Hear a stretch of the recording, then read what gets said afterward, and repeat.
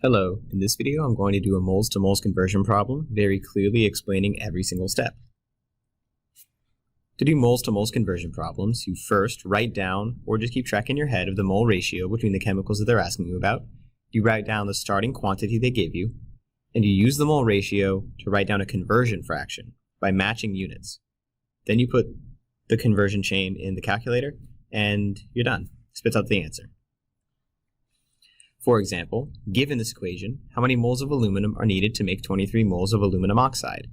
Well, first, you know it's a moles to moles conversion problem because it asked me about moles of a chemical and moles of a chemical. Specifically, it asked me about aluminum and aluminum oxide, so I'm going to need the mole ratio between those two chemicals from the equation. I can keep track of it in my head, but I'll write it down right here. You have 4 moles of aluminum to 2 moles of aluminum oxide.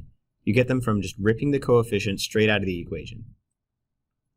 So now that you know the fact that you need to solve the problem, let's start solving the problem.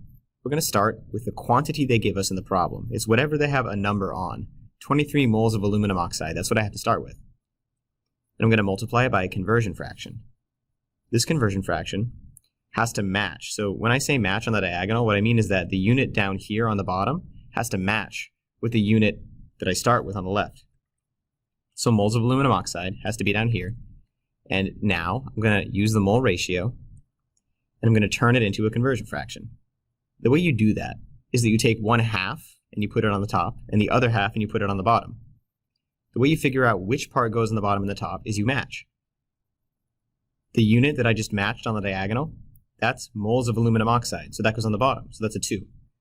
And the other half of the equality ratio, the mole ratio, goes on the top, so 4 moles of aluminum. And now that I have what I want, I just put it in a calculator. 23 times 4 over 2 gives me 46, so my answer is 46 moles of aluminum. To solve moles to moles conversion problems, you write down or mentally keep track of the mole ratio. You write down the starting quantity that they give you. It has a number. You turn the mole ratio into a fraction by matching the units on the diagonal to figure out what part goes on the top and the bottom, and then use the calculator. I hope that was helpful.